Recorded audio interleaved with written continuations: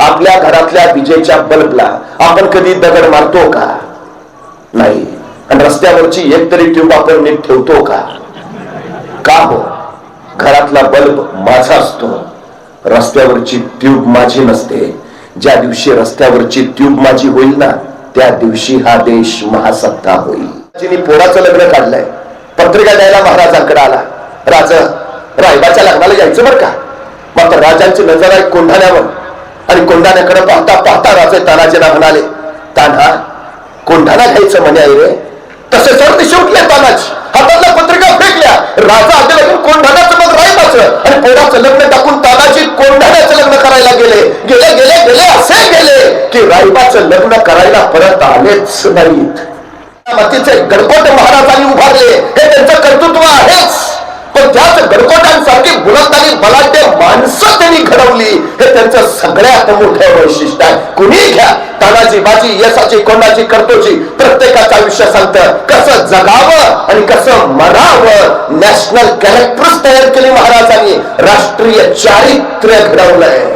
जगाच्या पाठीवर सगळ्यात जास्त पुतळे आणि सगळ्यात जास्त स्मारक जर कुणाची असतील तर ती आहेत छत्रपती शिवाजी महाराजांची. खर तर माणूस गेल्यानंतर त्यांची स्मारक पुतळे होणं स्वाभाविक आहे, पण एखाद्या माणसाच्या हयातीतच त्यांच्या कर्तृत्वाची स्मारक उभारत असतील तर ती गोष्ट त्या माणसाच्या महाकार्याची मोठेपणाची साक्ष देणार आहे. दर्शन दिग्विजयाच्या निमित्तानं महाराज आंध्र प्रदेशमध्ये गेले. आंध्रात त्या मुक्कामात महाराजांनी श्रीशैल मल्लिकार्जुनचं दर्शन घेतलं. 12 ज्योतिर्लिंगापैकी एक असणाऱ्या श्रीशैल मल्लिकार्जुनचं दर्शन घेऊन महाराज मंदिराच्या बाहेर आले. महाराजांनी मंदिराचा परिसर निहाळला आणि महाराजांच्या लक्षात आलं, मंदिर देखणार, मंदिर सुबक आहे, पण मंदिराला घाट नाहीये. आणि महाराजांनी आंध्र प्रदेशच्या त्या मुक्कामात श्रीशैल मल्लिकार्जुनच्या मंदिराचे सगळे घाट बांधून काढले. आतापर्यंत अनेक राजे महाराज आले गेले असतील, अनेकांनी त्या मंदिरात दर्शन घेतलं असेल, अनेकांनी तो परिसर निहाळला असेल. त्या मंदिराला घाट नाही ते अनेकांच्या लक्षातही आलं असेल, तर ते घाट बांधावे असं वाटलं कुणालाच नाही. ते वाटलं फक्त छत्रपती शिवाजी महाराजांना.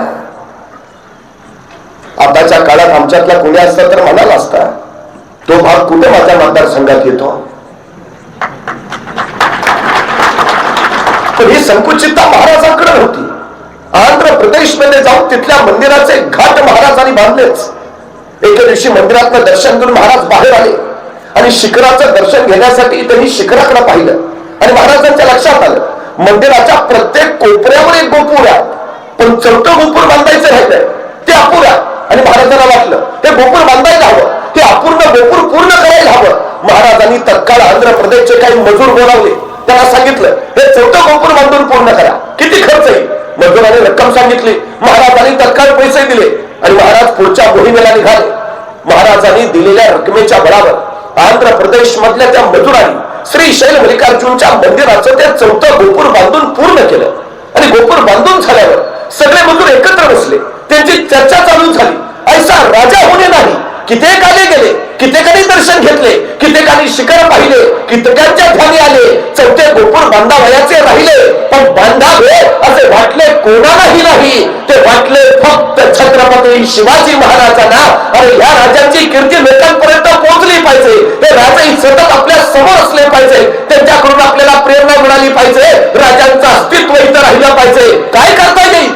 आणि एक मजूर म्हणाला, आपण असं केलं तर हे जे चौथं गोपूर आपण बांधलंय, त्या चौथ्या गोपुरात आपण महाराजांचीच मूर्ती बसवली तर उत्तम उत्तम उत्तम. आणि आश्चर्याचा धक्का बसेल.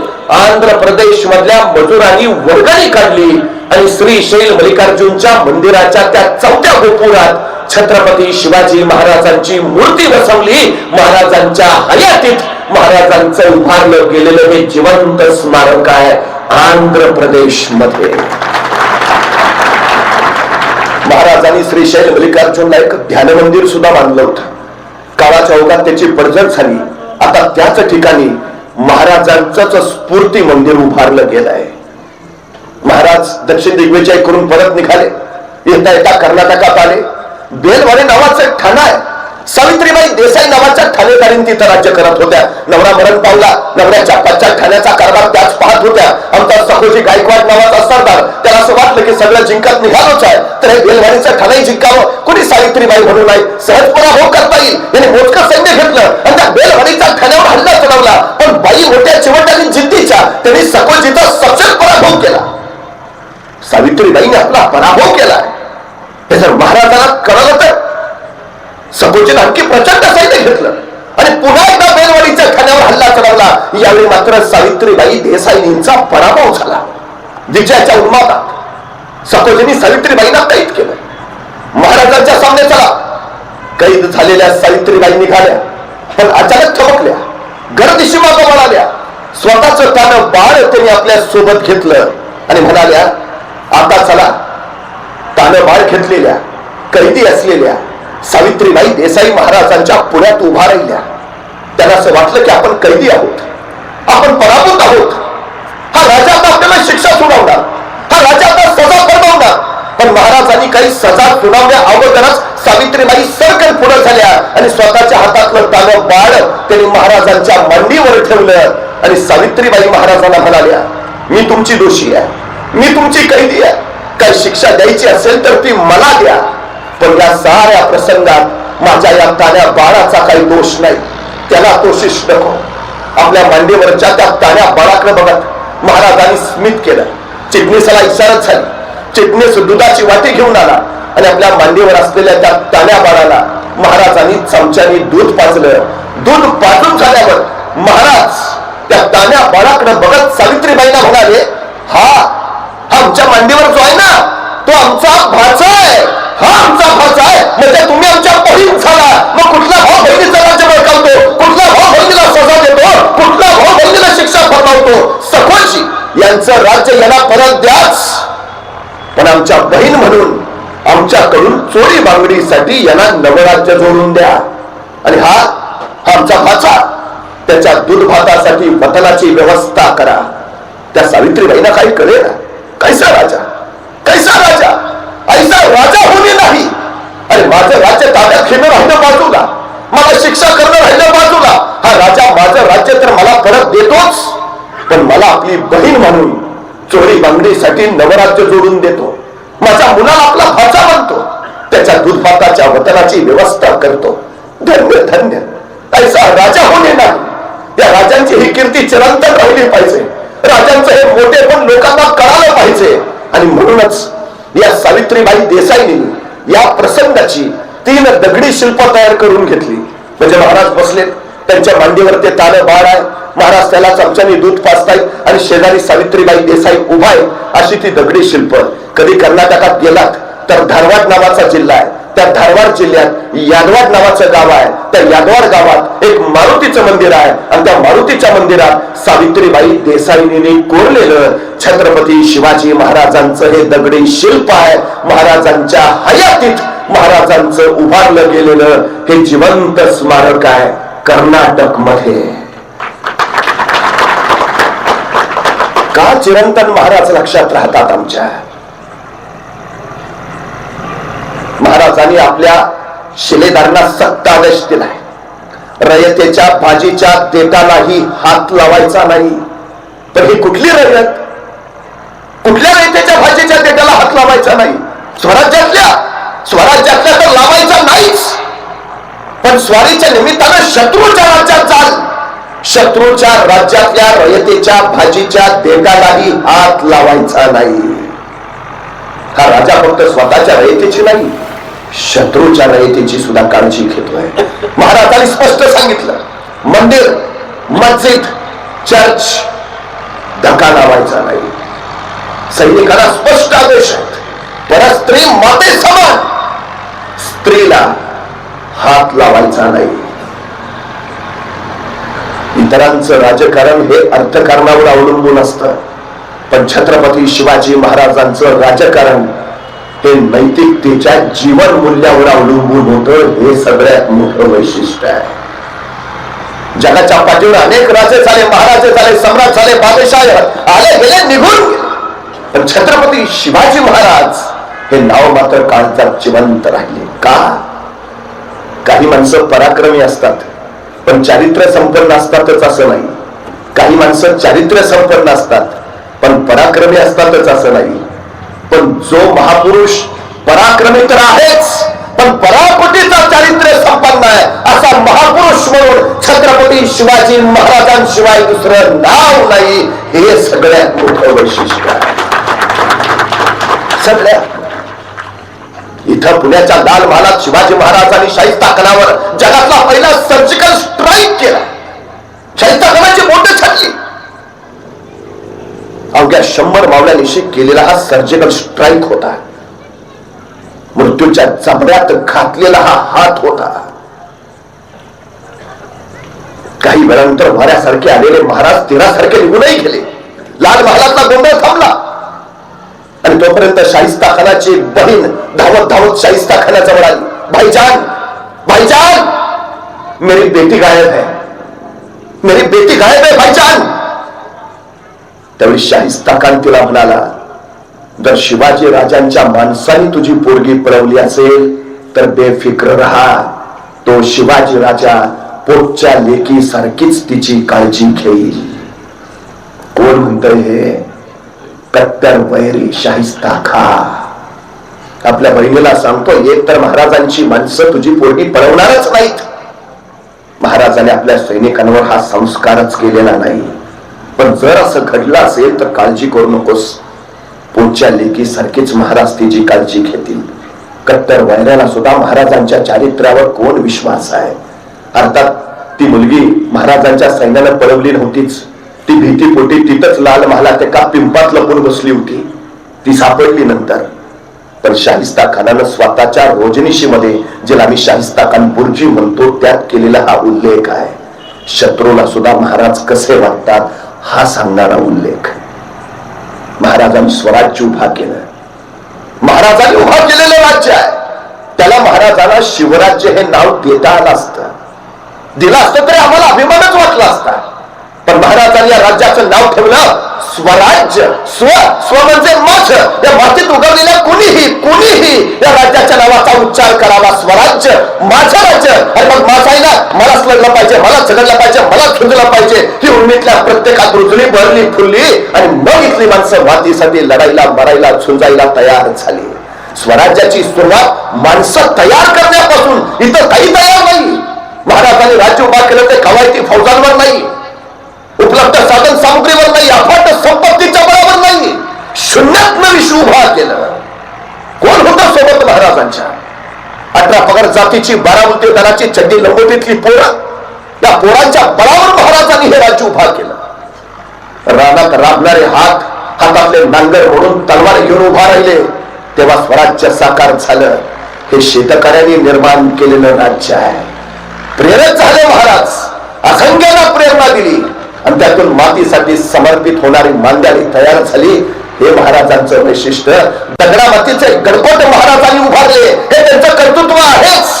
पण त्याच गडकोटांसारखी बुलंदारी बलाढ्य माणसं त्यांनी घडवली हे त्यांचं सगळ्यात मोठं वैशिष्ट्य आहे. कुणी घ्या, तानाजी, बाजी, यसाची, कोंडाची, कर्तोची, प्रत्येकाचं आयुष्य सांगतं कसं जगावं आणि कसं मरावं. नॅशनल कॅरेक्टर्स तयार केली महाराजांनी. राष्ट्रीय चारित्र्य घडवलंय. काय दिलं असेल महाराजांनी इथल्या प्रत्येकाला? बघा ना, आमच्या तानाजींनी पोराचं लग्न काढलंय. पत्रिका द्यायला महाराजांकडे आला. रायबाच्या लग्नाला यायचं बरं का. मात्र राजांची नजर आहे कोंढाण्यावर आणि कोंढाण्याकडे पाहता पाहता राजे तानाजीला म्हणाले, तान्हा, कोंढाणा घ्यायचं म्हणे आहे रे. तसे सर दिशे उठले तानाजी. हातातल्या पत्रिका फेकल्या. राजा आधी लग्न कोंढाण्याचं मग रायबाचं आणि पोराचं लग्न टाकून तानाजी कोंढाण्याचं लग्न करायला गेले. गेले गेले गेले असे गेले की रायबाचं लग्न करायला परत आलेच नाहीत. मला राहून राहून प्रश्न पडतो, काय दिलं असेल महाराजांनी? का महाराज म्हणले असतील तानाजीना, तान्हा तेवढा कोंढाणा घ्या, मग पंचायत समितीच्या तिकिटाचं तुमचं बघतो. काय दिलंय? काही नाही. महाराजांनी दिला महामंत्र. महाराजांनी स्पष्ट सांगितलं, मी म्हणतो म्हणून नको लढूस, मी सांगतो म्हणून नको लढूस. तुला तर वाटत असेल तुझ्या पोरीबाळींची आपण सुरक्षित राहावी, तुला तर वाटत असेल तुझं राज्य तुझंच राहावं, तुला तर वाटत असेल तुझ्या उद्याच्या पिढ्या सुखात नांदाव्या, तर ये. मी सांगतोय म्हणून नव्हे. महाराजांच्या पूर्वी सैन्य राजासाठी लढत होत. महाराजांनी पहिला क्रांतिकारी बदल केला. सैन्य राजासाठी नव्हे, सैन्य राज्यासाठी लढलं पाहिजे. कोणी शिवाजी राजे सांगतायत म्हणून नका येऊ, नका लढू. कदाचित मी उद्या नसेल तर तुम्हीही बाजूला व्हाल. माझ्यासाठी नव्हे, तुमच्या मातृभूमीसाठी तुम्हाला लढायचं आहे, उभा राहायचं आहे. महाराजांनी जे पेरलं ते हे सगळ्यात महत्वाचं. माणसं स्वतःच्या राज्यासाठी यायला लागली. माझा आहे, मला लढलं पाहिजे, ही उर्मी महाराजांनी तयार केली. मला एका प्रश्नाचं उत्तर द्या. आपल्या घरातल्या विजेच्या बल्बला आपण कधी दगड मारतो का? नाही. आणि रस्त्यावरची एक तरी ट्यूब आपण नीट ठेवतो का? का हो? घरातला बल्ब माझा असतो, रस्त्यावरची ट्यूब माझी नसते. ज्या दिवशी रस्त्यावरची ट्यूब माझी होईल ना, त्या दिवशी हा देश महासत्ता होईल. महाराजांनी ते केलं. जे माझं आहे त्याच्या रक्षणासाठी मी पुढे धावतो, जे माझं आहे त्याच्या संवर्धनासाठी मी समर्पित होतो. आणि हे तुझं आहे, तुलाच उभं राहावं लागेल. असा एक महाराजांनी माणूस उभा केला. बुलंद कडकोटांसारखा अनेक राजांनी गिरिदुर्ग बांधले, अनेक राजांनी जलदुर्ग उभारले, पण माझ्या राजांनी नरदुर्ग तयार केले. हे माझ्या राजांचं सगळ्यात मोठं वैशिष्ट्य आहे, सगळ्यात मोठं. स्वराज्य उभा केला. पण महाराजांनी पहिला विचार केला, या भूमीत या अगोदर राज्य नव्हती असं नाही. देवगिरीचं राज्य होतं, विजयनगरचं साम्राज्य होतं, पण उद्ध्वस्त झालं. कदाचित आपण उभा करत असलेलं हे स्वराज्य सुद्धा उद्या नाही, हे चिरंतन राहिलं पाहिजे. महाराजांनी पहिला विचार केला, स्वराज्याला धोका कुठून, महाराष्ट्राला धोका कुठून? आणि महाराजांच्या लक्षात आलं, महाराष्ट्राला धोका जमिनीवरून नाही, महाराष्ट्राला धोका समुद्रावर नाही. 350 वर्षापूर्वी महाराजांनी सांगितलंय, महाराष्ट्राला धोका समुद्रावरून. परवा मुंबईवर 26/11चा दहशतवादी हल्ला झाला आणि मग आम्हाला कळालं महाराज म्हणत होते ते खरं होतं. महाराष्ट्राचा हा दर्यावरचा धोका ओळखला. देश आमचा, भूमी आमची, मग या भूमीतला दर्या सुद्धा आमचाच हवा, पण तो आमचा नव्हता. समुद्रात आमची नौका घालायची झाली तर आम्हाला पोर्तुगीजांचा परवाना घ्यावा लागायचा. आमच्याच देशातल्या आमच्याच समुद्रात आम्हाला जायला बंदी होती. महाराजांनी सांगितलं नाही, दर्याला व्यसन घातलीच पाहिजे, दर्यावर आपलीच हुकूमत हवी. आणि म्हणूनच सम्राट चंद्रगुप्तानंतर हिंदुस्थानात स्वतःचं आरमार उभा करणारे पहिले राजे म्हणून आम्हाला छत्रपती शिवाजी महाराजांचं नाव घ्यावं लागतं. कधी भारतीय नौदलात गेला तर नौदलाच्या प्रवेशद्वारावरच लिहिलंय, भारतीय आरमाराचे जनक छत्रपती शिवाजी महाराज. महाराजांनी आरमार उभा केला, पण या आरमारासाठी लागणारी जहाज इंग्रजांकडनं विकत घ्यावी लागायची, तोफा पोर्तुगीजांकडनं विकत घ्याव्या लागायच्या, दारूगोळा डचांकडनं विकत घ्यावा लागायचा. ते देतही होते, पण एके दिवशी महाराजांनी विचार केला, इंग्रज आज जहाज देत आहेत, पोर्तुगीज आज तोफा देत आहेत, डच आज दारूगोळा देत आहेत, पण उद्या हे देणं याने बंदच केलं तर. आणि महाराजांच्या लक्षात आलं, जी माणसं दुसऱ्याच्या खांद्यावर उभा असतात ती केव्हाही ढासळतात, जी माणसं स्वतःच्या पायावर उभा असतात त्यांना कोसळण्याचा धोका नसतो. स्वराज्य स्वतःच्या पायावर उभा राहिलं पाहिजे, स्वराज्य स्वयंपूर्ण झालं पाहिजे, स्वराज्य स्वावलंबी असलं पाहिजे. आणि म्हणूनच महाराजांनी रत्नागिरी जिल्ह्यातल्या विजयदुर्गला जहाज बांधायचा कारखाना काढला, मुंबई जवळच्या कल्याणला आरमाराची गोदी काढली, पुण्याजवळच्या मावळामध्ये तोफा ओपायचा प्रचंड मोठा कारखाना उभा केला. स्वराज्यासाठी लागणारा दारूगोळा स्वराज्यातच तयार होऊ लागला. महाराजांनी मराठी माणसाला उद्योग दिला, रोजगार उपलब्ध केला. उद्योगशीलता आणि उद्यमशीलता हे महाराजांनी महाराष्ट्राला दिलेले 2 अलौकिक गुण आहेत. 350 वर्षापूर्वी 750 किलोमीटरच्या महाराष्ट्राच्या किनारपट्टीवर महाराजांनी तब्बल 85 किल्ले उभारले, किनारपट्टी सुरक्षित केली. हे सगळं कशासाठी? स्वराज्य बळकट करणं हा हेतू होताच, पण त्याही पेक्षा महत्वाचा हेतू होता या मातीत उगवलेल्या प्रत्येकाच्या हाताला काम मिळालं पाहिजे. महाराजांच्या स्वराज्याचा वचननामा काय? वचननामा एकच, सर्वांस पोटास लावणे आहे. महाराजांना माहिती आहे रिकाम्या पोटी माणसं झुकलेली राहतात आणि भरल्या पोटी माणसांच्या पाठीचे कणे ताठ होतात. या माणसांना स्वाभिमानी बाण्याला उभा करायचा असेल तर पहिल्यांदा यांची पोटं भरली पाहिजे. आणि महाराजांनी म्हणूनच चोहो बाजूला रोजगार उपलब्ध केला. महाराष्ट्रात आज मिती 450 किल्ले आहेत. पैकी 360 स्वराज्यात होते. पैकी 110 किल्ले महाराजांनी आपल्या 50 वर्षाच्या आयुष्यात बांधलेत. 50 वर्षात एक घर बांधून होत नाही आम्हाला. महाराजांनी 110 किल्ले बांधलेत. स्वराज्य बळकट करणं हा हेतू आहे, पण त्याहीपेक्षा महत्वाचा हेतू आहे या मातीत उगवलेल्या प्रत्येकाच्या हाताला काम मिळावं. सुतार लोहार चांभार न्हावी जोशी गुरावानी मुलानी साडी माडी तेली धनगर कोळी आगरी भंडारी सारी पोटाला लागली पाहिजे. हे सगळ्यात महत्वाचं. महाराजांनी ते विलक्षण कार्य इथं केलं. एखादा सुतार एखादी लाकडाची फळी रांधायचा. त्याने रांधलेली फळी एखाद्या जहाजाला बसवली जायची. मग ते जहाज युद्धात उतरायचं. युद्धात त्या जहाजाला विजय मिळायचा आणि तो सुतार छाती घालून सांगायचा त्या जहाजाची फळी मी रांधलीये मी. कोण आनंद दिला महाराजांनी, कोण अभिमान दिला. राज्य आपलं कधी वाटतं त्या राज्याच्या कार्यात आपला सहभाग असेल तर. महाराजांनी शेवटच्या माणसाचा सुद्धा स्वराज्यकारी सहभाग घेतला. त्याला ते राज्य आपलं वाटलं. आपलं आहे ना, मग आपल्यालाच झटलं पाहिजे ही उर्मी त्याच्यात निर्माण झाली. याच कोकण किनारपट्टीवर दर्यावर हुकूमत निर्माण करण्यासाठी जंजिरा घ्यायचा महाराजांनी प्रयत्न केला, पण जंजिरा घेता आला नाही. अखेर जंजिराच्या उरावर महाराजांनी दुसरी शिवलंका उभारली. 84 बंदरे ऐसी जागा नाही. ऐसा चकोट केला सिंधुदुर्ग. महाराजांनी सिंधुदुर्ग उभारला. अहो, या सिंधुदुर्गाचं बांधकाम चालू होतं त्यावेळी महाराजांनी सिंधुदुर्गाच्या तिथल्या बांधकाम प्रमुखाला पत्र पाठवलंय. काय लिहितायत महाराज त्या बांधकाम प्रमुखाला? त्याला सांगतायत इंग्रजांकडनं शिस मोजून घेणे. इंग्रज धूर्त दिले म्हणून सांगतील आणि वजनात पाप करतील. महाराज लिहितायत किल्ल्यास लागणारी वाळू धुवून घेणे.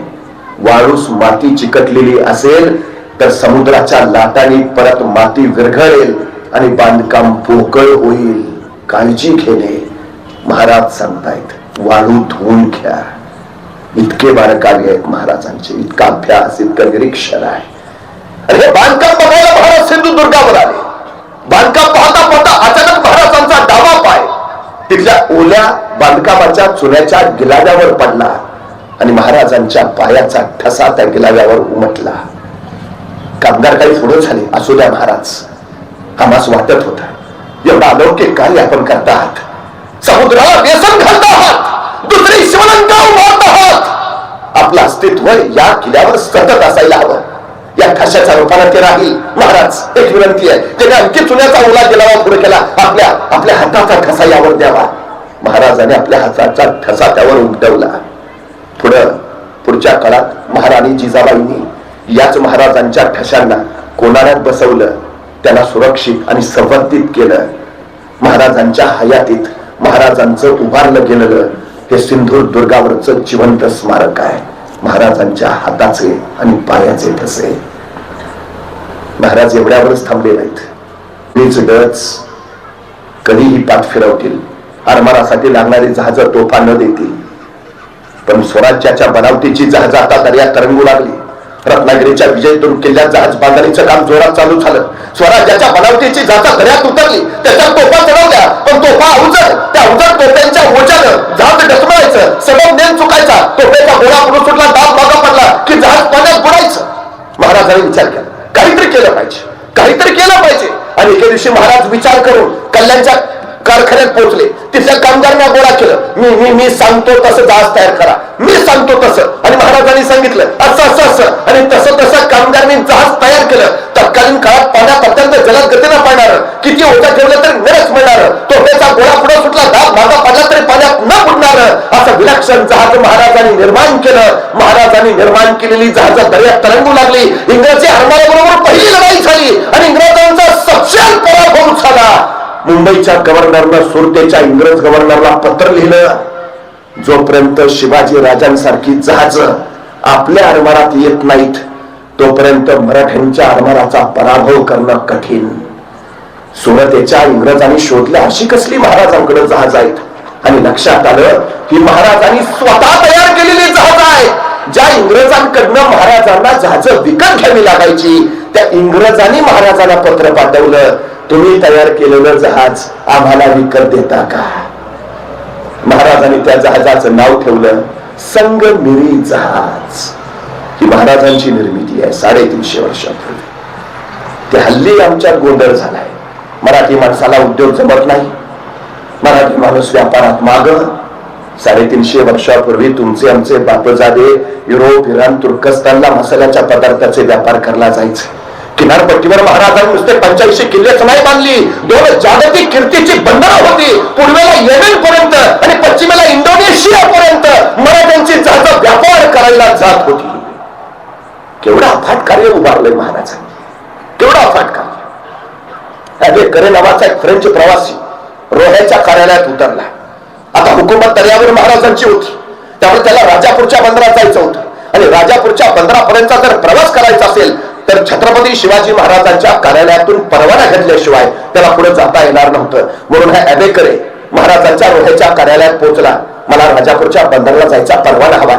परवाना तयार करता करता ह्या अबेकरेनं रोह्याच्या कार्यालयातल्या महाराजांच्या माणसाला विचारलं, तुमचे महाराज प्रत्येक लढाईत यशस्वी होत आहेत, जणू पराभव त्यांना मान्यच नाही आणि त्यांना होतही नाही. महाराजांच्या यशाचं नेमकं कारण काय? तुमच्या महाराजांच्या यशाचं सूत्र काय? आणि रोह्याच्या कार्यालयातला शिवाजी महाराजांचा माणूस सांगतोय, आमच्या महाराजांच्या यशाचं कारण अभ्यास, विलक्षण अभ्यास. असा कुठला क्षेत्र नाही, असा कुठला प्रांत नाही ज्या क्षेत्रा प्रांताचा माझ्या राजांचा अभ्यास नाही. राज्यशास्त्र, अर्थशास्त्र, समाजशास्त्र, धर्मशास्त्र. महाराजांना इतिहास तर तोंडपाठ आहेच, पण महाराजांचा भूगोल ही तोंडपाठ आहे. महाराष्ट्रातले डोंगर, दऱ्या, नद्या, नाले, सह्याद्री हा सारा महाराजांच्या नजरेसमोर आहे. महाराजांनी स्वतः प्रांता प्रदेशांचे नकाशे तयार करून घेतलेत. महाराजांनी इतका अभ्यास शत्रूचा कदापि नाही. या अभ्यासाच्या बळावरच महाराज यशस्वी होत आहेत.